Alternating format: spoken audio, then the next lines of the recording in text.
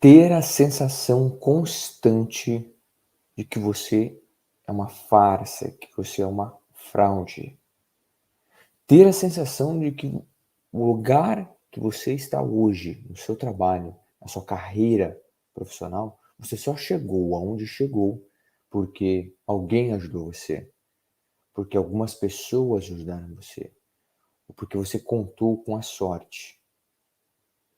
Você tem a sensação de que você não é capaz.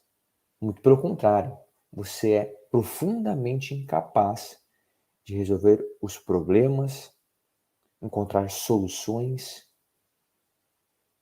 tomar responsabilidade sobre aquilo que está acontecendo, não se sentir eficiente, ter a sensação constante, talvez, de procrastinação.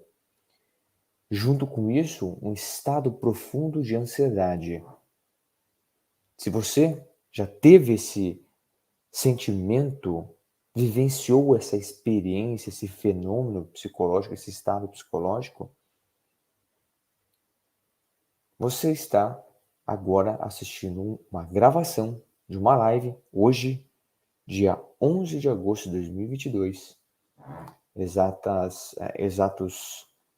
7 horas, né? O horário agora é 7 horas e 13 minutos, ou também na área de membros aqui do Clube NAS, essa live exclusiva para os membros do Clube NAS das Neurociências Afetiva e Social e pessoas e convidados aqui que os membros podem convidar. Vi que a Lívia já está presente aqui. Lívia, um beijão para você, obrigado pela presença.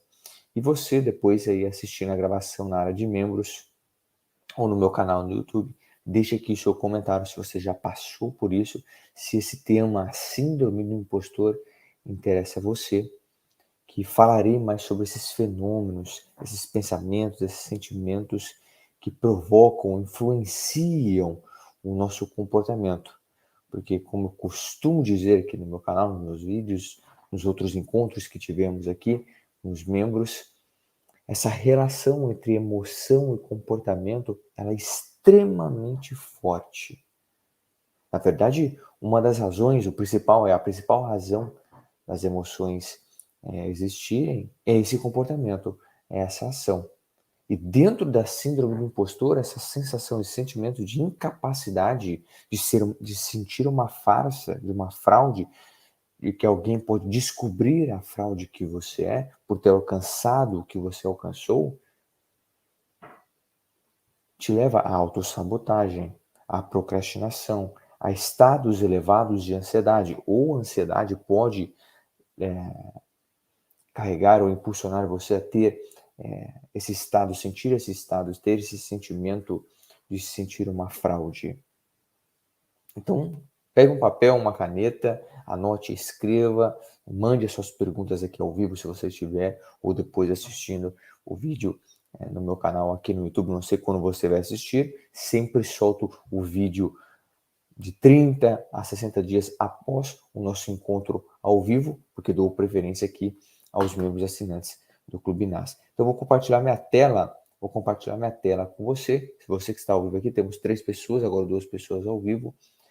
Escreva aqui se está legal o som, se você está me ouvindo, perfeito. Da onde você está falando, da onde você está, na verdade, me assistindo, certo? Os slides apresentados aqui durante a live, eles são exclusivos são disponíveis, ficam disponíveis para os alunos aqui os membros assinantes do Clube NAS para download, tá? Você que está assistindo no meu canal não tem acesso, infelizmente, a acesso exclusivo dos membros do Clube NAS, certo? Vou compartilhar aqui com vocês, veja que interessante. Estão vendo minha tela? Acredito que sim, né? Bom,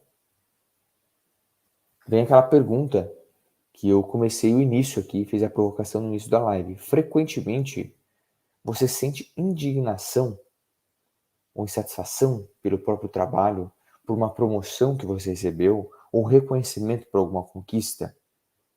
Talvez você, no início aqui do vídeo da live, você pensou, você concordou comigo, certo? No projeto que você está fazendo, no emprego que você está, estudando para algo, passar em uma prova, em um teste, num concurso, a aprovação de alguém, buscar a aprovação constante de alguém.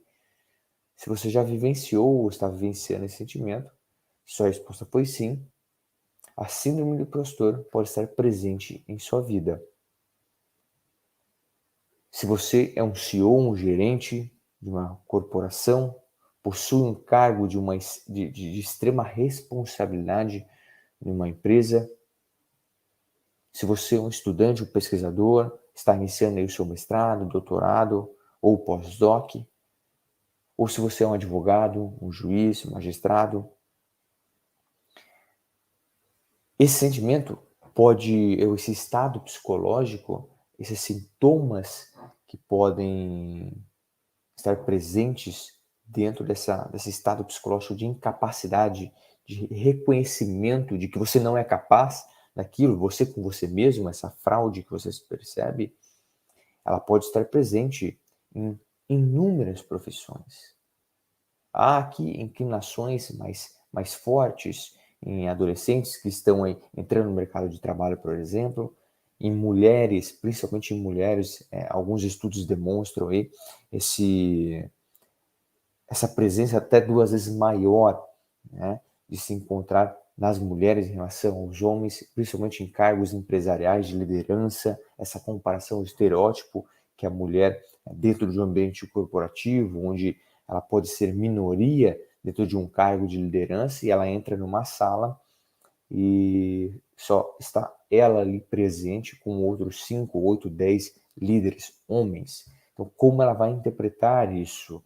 Ela busca essa constante superação. Talvez ali ela seja melhor para o cargo, talvez ela é melhor para aquele cargo, ou tenha já o cargo de CEO, de líder da empresa, porém, essa constante ruminação, conversa consigo mesmo de que ela não é capaz, impulsiona ela, e aqui alguns pesquisadores trazem um lado construtivo, positivo dentro da síndrome do impostor, porque você sempre está buscando o seu melhor em relação àquilo.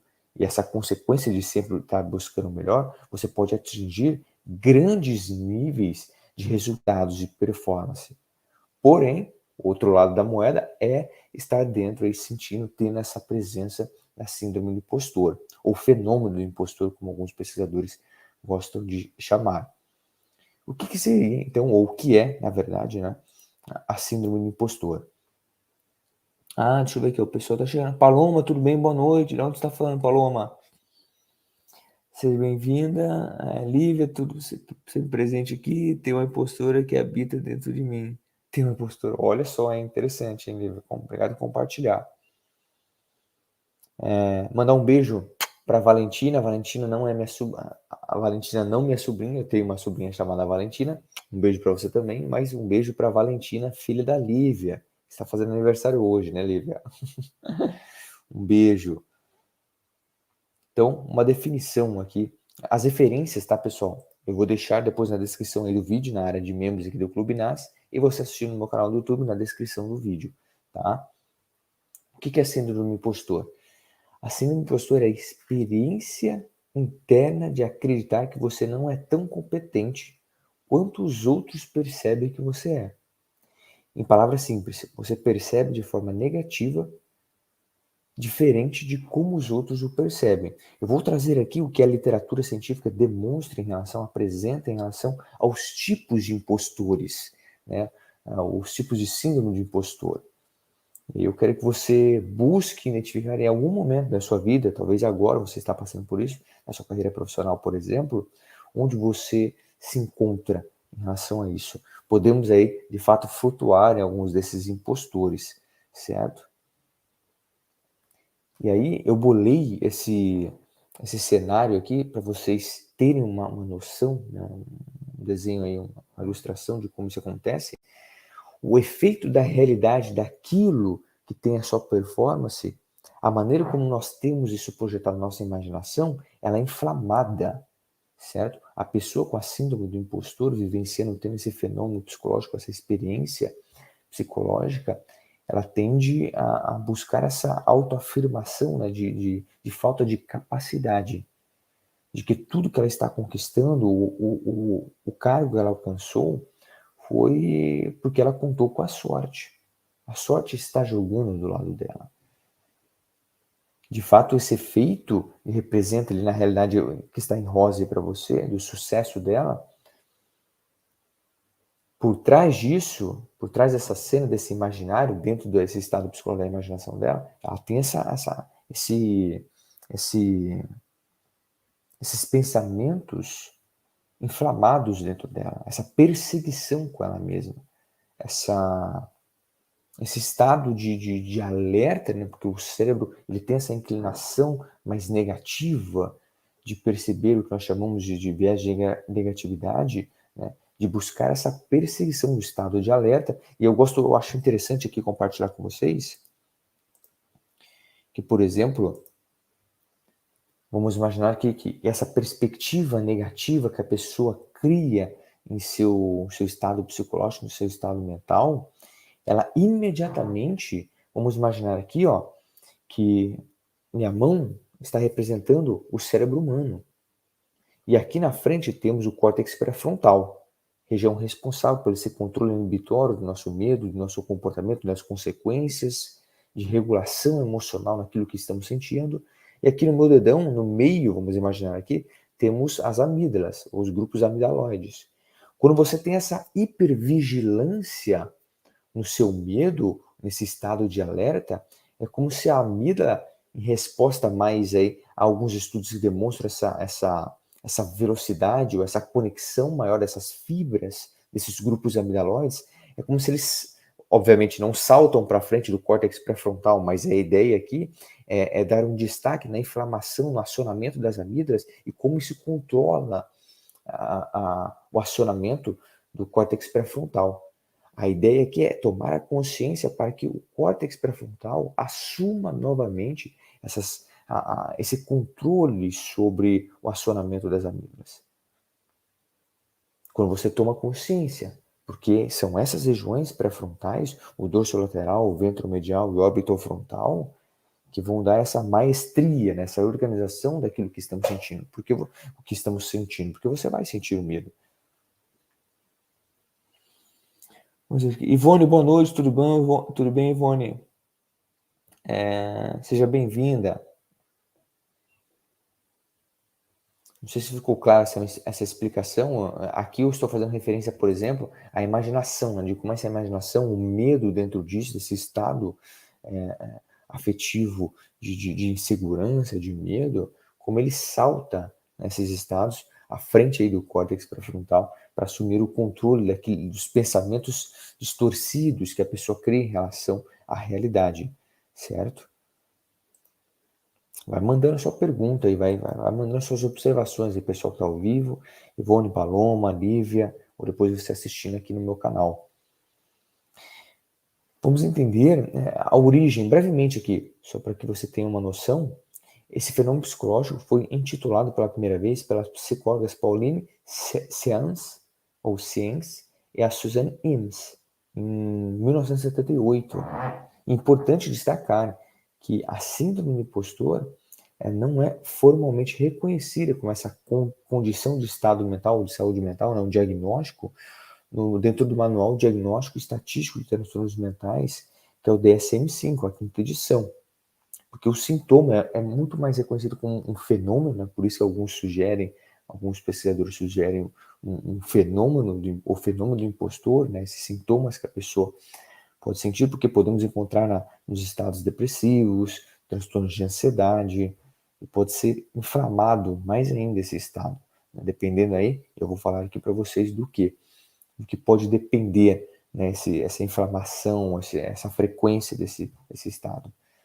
Sinais comuns da síndrome do impostor: a dependência constante da validação externa, certo? Eu vou mostrar aqui os tipos dos impostores que existem.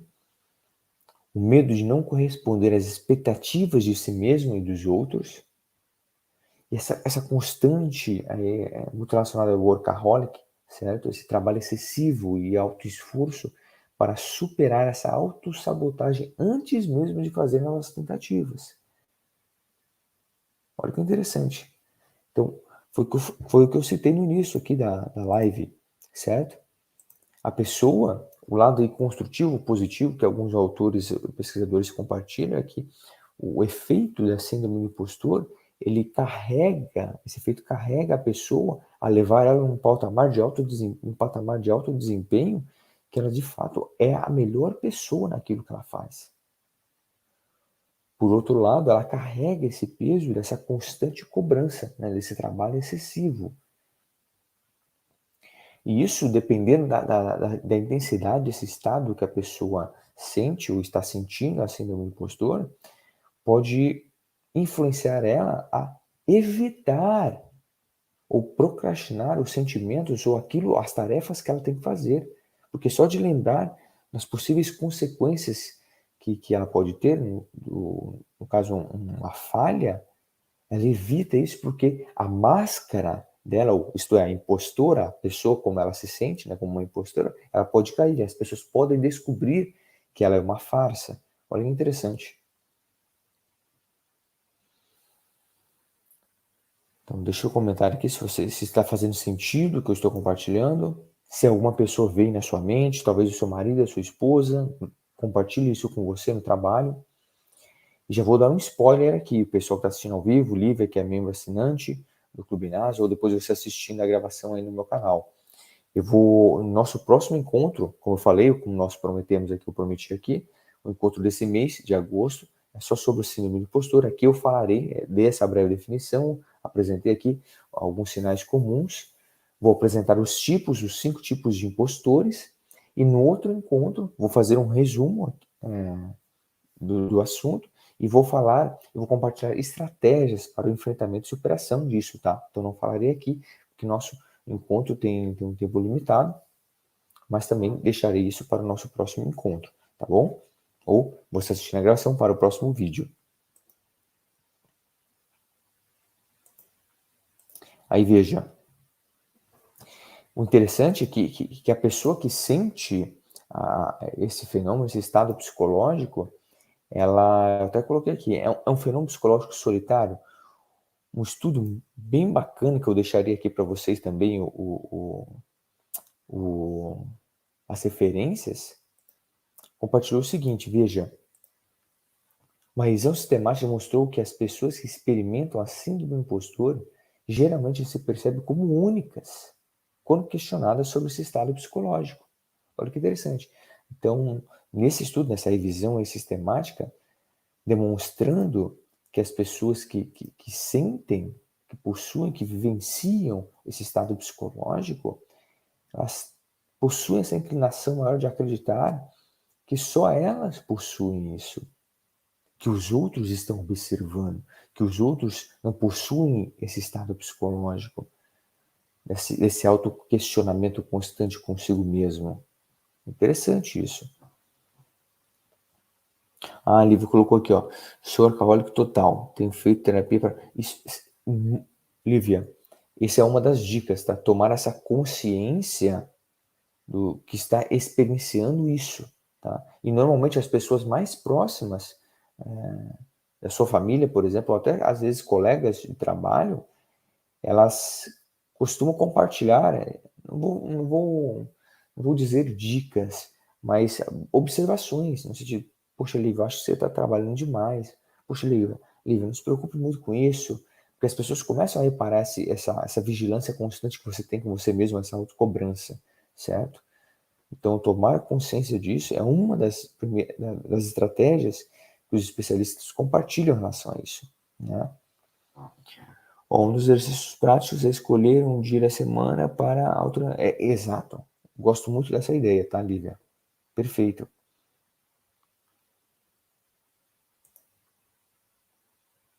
Continuando aqui, então. A intensidade dos sintomas da síndrome do impostor varia dependendo da experiência, das circunstâncias, dos antecedentes e traços de personalidade do indivíduo.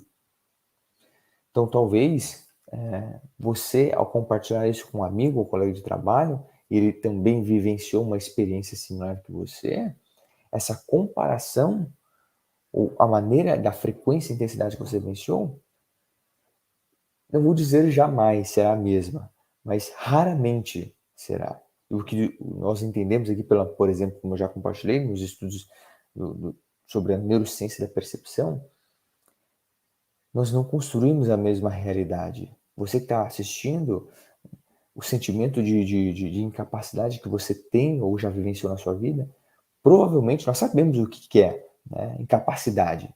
Não ter a habilidade, o recurso para fazer algo, né? Ser capaz de algo. Nós sabemos disso. Mas essa intensidade, a maneira que você sente e vivencia, provavelmente não é a mesma que eu sinto. Devido ao quê? Ao meu traço de personalidade, às experiências que eu tive, ao contexto que eu vivencio, a base, o alicerce familiar ou das relações afetivas que eu construo.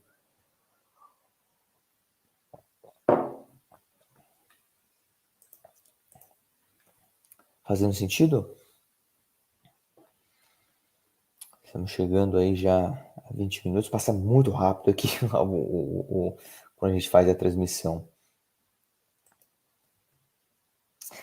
Há quantos impostores?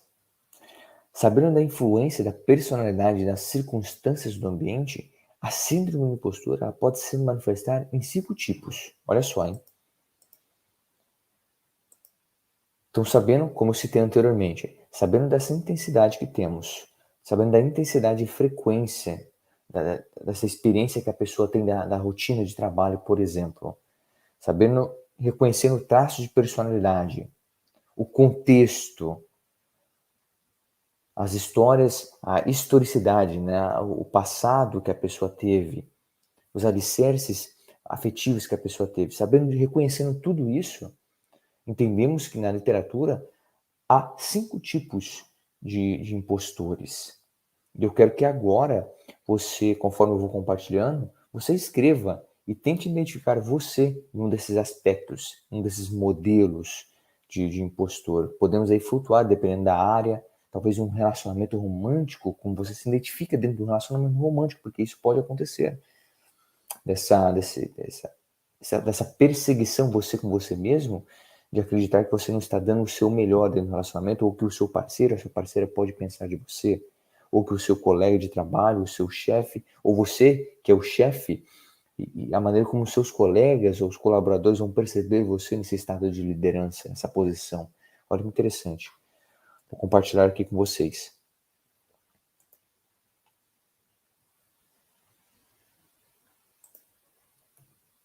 O primeiro, o especialista, o primeiro impostor, o primeiro tipo de impostor. Vamos lá. Mesmo com muita experiência, o sentimento de não se sentir bom o suficiente persegue a pessoa, apesar de todas as conquistas e habilidades reconhecidas. Olha que interessante. Um exemplo de síndrome do impostor ou especialista.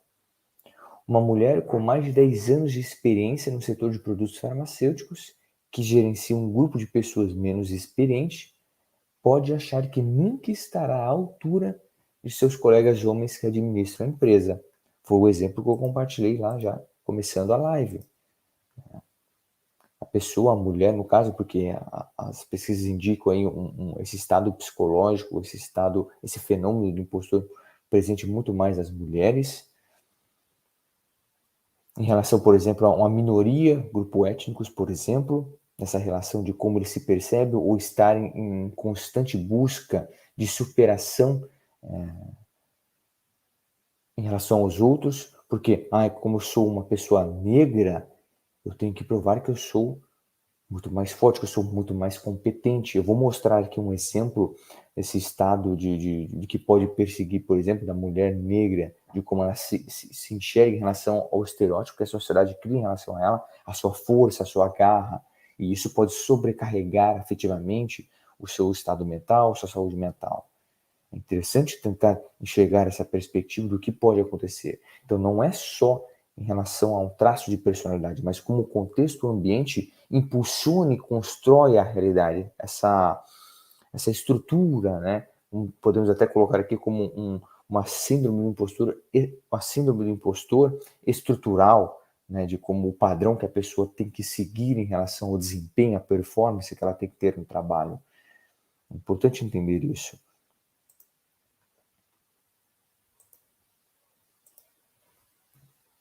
O solitário ou solo. Talvez você encontrar mais a definição solo do que solitário, mas acabei encontrando também com uma em tradução solitário ou solitário. A pessoa com perfil solitário ou solo, mesmo sabendo dos prazos da carga de trabalho, ela sente um enorme desconforto, incômodo em pedir ajuda, especialmente quando ela mais precisa. Olha que interessante. Por isso o solo, né? O solitário. Mesmo sabendo da carga excessiva que ela tem, ela se recusa ou ela teme, né, pedir ajuda, porque só de pensar em pedir ajuda, ela fica pensando, poxa, os meus colegas do trabalho vão pensar que eu não sou capaz. Exemplo, um advogado pode aceitar inúmeros processos e cria, né? O advogado aceita inúmeros processos e cria, até coloquei aqui entre aspas, porque ele sempre acaba, mesmo tendo uma agenda lotada, ele cria um tempo, um espacinho na agenda para pegar mais um outro processo. Aqui um exemplo de advogado que pode acontecer, uma advogada, e aproveitando também que hoje, no momento dessa live, o dia do advogado, da advogada, ele faz isso tudo para conseguir cumprir aí com os objetivos do escritório. Ele pode temer a simples ideia de pedir ajuda aos colegas. Esse comportamento pode acontecer devido ao medo de acreditar que os colegas pensem que ele não é capaz de fazer todo o trabalho sozinho. E ele sabe, as pessoas ao redor sabem que ele é capaz. Porém, na perspectiva que ele cria, com essa síndrome, esse fenômeno, esse estado de impostor, ele se recusa a pedir ajuda.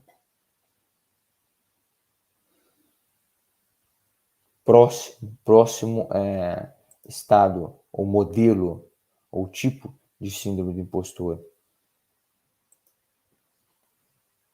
O perfeccionista. Não sei se você já se encontrou em alguns desses que eu acabei de citar, os dois primeiros. Né? Vamos entrar agora no perfeccionista. Talvez você se encontre neste tipo. O perfil perfeccionista costuma focar muito mais sua atenção em seus erros e falhas que valorizar as conquistas e evoluções desenvolvidas. Raramente se sente satisfeito com o próprio trabalho feito. Olha que interessante. Um exemplo: após apresentar um trabalho maravilhoso, um doutorando pode fixar os seus pensamentos e sentimentos em uma única coisa que ele deveria, ou não, né, ou não deveria, ter compartilhado na apresentação dele, mesmo recebendo elogios.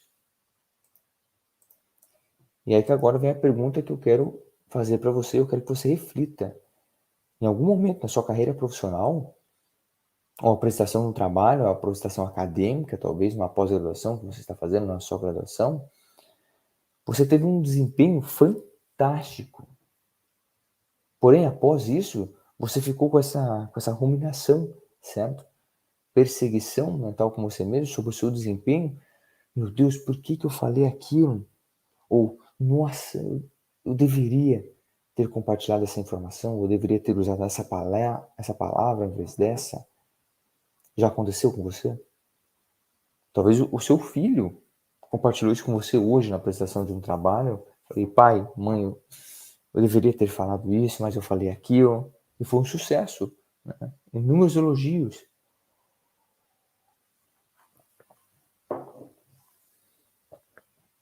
Veja que nunca está o bom o suficiente, certo? Para a pessoa ter de fato aquela recompensa com ela mesma. E normalmente, tá? Esse efeito psicológico, esse fenômeno psicológico, a pessoa, quando ela recebe um elogio, uma gratificação pelo desempenho do trabalho dela, na síndrome do impostor, ela não tem o sentimento, o reconhecimento sobre aquilo.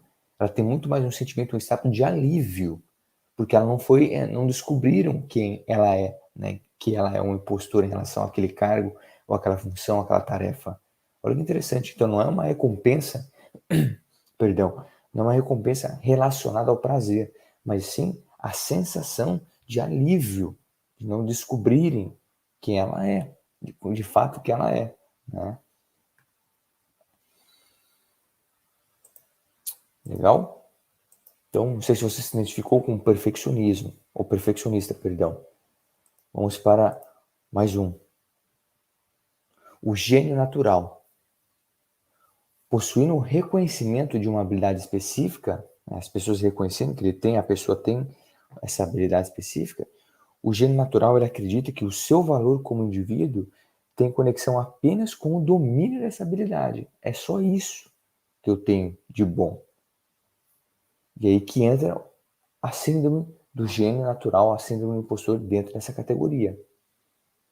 Por quê? Com isso, ele se sente profundamente desapontado quando ele não consegue aprender algo novo. Olha que interessante. Um exemplo que eu coloquei aqui. Um pintor talentoso pode se sentir frustrado e decepcionado por não conseguir aprender sozinho uma nova técnica de pintura. Faz sentido? Talvez ele trabalhou anos com uma ferramenta, você não trabalha, possui uma ferramenta, acesso a uma ferramenta, uma plataforma, anos aí utilizando, e aí você decide mudar porque, ou a empresa decide mudar por recursos aí de avanços tecnológicos, você não se sente habilitado ou capaz de ter aquela mudança. As pessoas oferecem ajuda, mas você não quer. Veja como flutuamos, né? Entra aqui já um pouco na questão da síndrome do impostor, do tipo, o modelo, o estado solo ou solitário. Você se recusa a pedir ajuda. E aí, mesmo você tendo esse aperfeiçoamento, você busca o quê? O perfeccionismo. Já flutua nesse outro estado. Olha que interessante. E aí o super-homem, né? Ou super-mulher, é o tipo, né? O último aqui, o quinto e último, é aquela pessoa que se esforça além dos seus limites. Talvez você já sentiu isso. Eu compartilhando aqui, você tá balançando sua cabeça falando, meu Deus, Matheus, eu senti isso hoje, né? Ou semana passada, ou no último trabalho, no último emprego que eu tive. O indivíduo ele tem a sensação que as pessoas não acreditam na sua capacidade de alcançar o sucesso. Lembra quando eu compartilhei lá os sintomas ou os pensamentos que pode acontecer, ocorrer na mente da pessoa? Essa busca de validação externa, né, alheia. Ele costuma sentir que os outros possuem expectativas diferentes sobre ele quando comparadas, né, essas expectativas com as expectativas alheias. A pessoa fica com essa perseguição do pensamento no modelo, no seguinte sentido. Ai, o João, a Lívia, a Paloma, eles estão criando inúmeras expectativas ou altas expectativas em relação ao meu desempenho nesse projeto que eu estou desenhando. Mas isso não significa que eles de fato estão criando, é você que está criando sobre isso. E aí você compara as expectativas que eles criam em relação ao trabalho dos outros. Não, as expectativas que eles estão criando nos outros são boas expectativas. Porque as expectativas podem ser negativas, certo? Nossa, eu criei uma expectativa em relação àquilo que seria um desastre. Né? A expectativa, você jogou lá em cima a sua expectativa em relação àquilo, uma perspectiva, tá, gente? Negativa que eu estou falando, certo? E aí vem um exemplo que eu falei da mulher negra, que as pesquisas demonstram nessa relação de como a categorização da mulher em relação ao cargo de liderança, e também aqui a questão da mulher negra, ou o que eles compartilham às vezes do imigrante, da pessoa de outra etnia em relação a quando está em outro grupo, a maneira como esse grupo categoriza ele, essa pessoa, certo? Seguindo fortemente os estereótipos criados, as mulheres negras sentem a necessidade de se manter no padrão mulher negra forte. E se ela demonstrar tristeza, se ela demonstrar cansaço, exaustão, ela é reconhecida como mulher fraca. Não sei se você já parou para pensar nisso. O livro compartilhou aqui, ó. Identifico total com perfeccionista, principalmente ao dar palestras e mentorias. Interessante, Lilian. O exercício que me ajudou foi rever a gravação e me convencer do quanto tinha sido produtivo e esclarecedor. Isso é muito legal, Olivia. Muito legal mesmo. você rever, né, a gravação, uma entrevista que você deu, um feedback de uma pessoa que você atendeu, porque isso fornece aí, é claro, talvez você tenha ali uma observação, uma crítica em relação ao que você falou, deixou de falar, mas usar essa crítica como lapidação de uma parte que você pode melhorar. E não essa catastrofização, né, o catastrófico, melhor dizendo, né, essa perspectiva catastrófica em relação a você com você mesmo, de que você nunca será boa o suficiente para aquilo. A Paloma compartilhou aqui, eu sou perfeccionista, olha só. Então, obrigado por compartilhar. Nesse sentido, gente, eu não estou compartilhando minha tela aqui com vocês. Continuando. Como enfrentar, então, e superar a síndrome do impostor? A Lívia compartilhou uma estratégia aqui, tá? Cadê? Deixa eu ver aqui se eu consigo. Ó, vou até colocar aqui, ó. Um exercício prático é escolher um dia da semana para o autocuidado total. Legal. Outra coisa que ela falou aqui, obrigado por sempre participando, Lívia. Você colocou aqui que normalmente, cadê? Acho que foi isso aqui, né? Que você se identificou como workaholic, tem feito terapia para administrar. E daí que eu falei que tomar consciência disso, né? É uma das dicas, uma das estratégias para se movimentar ou superar esse estado psicológico, certo? Tá, Matheus, mas quais seriam as dicas ou quais são as dicas? Isso eu deixarei para o nosso próximo encontro, tá? Do Clube NAS. E provavelmente eu não transmitirei aberto no YouTube, apenas aqui para os membros do clube e as pessoas aí, os convidados. Legal? Ou você depois assistindo a gravação no meu YouTube, no meu canal do YouTube, você encontrará um vídeo futuramente com o titulado aí as estratégias para conquistar ou controlar aí, ou superar, melhor dizendo, a síndrome do impostor. Legal? Gente, alguma pergunta, dúvida? Eu senti aí, só ali participando, hoje aqui é Paloma, o João não esteve aqui hoje com a gente, o Cleuso, a Meire, senti saudade aí do pessoal. Talvez o pessoal esteja aí ausente devido possivelmente por outros compromissos. Mas, Lívia, novamente agradeço a sua presença, mesmo com o aniversário da sua filha, da Valentina. Um outro beijão aí para a Valentina. Ifone, agradeço a presença. Se vocês tiverem alguma dúvida, um questionamento, sugestão de vídeo, de live, pode mandar aqui para mim, ó, Matheus Milan, professor, esse é meu Instagram, ou mandar um e-mail para mim no falarcom@mateusmilan.com.br, tá bom? Já que não temos aqui perguntas, normalmente aí flutuamos nesse horário, né, de 33 minutos a 43 minutos. Temos aí quase 39 minutos de live.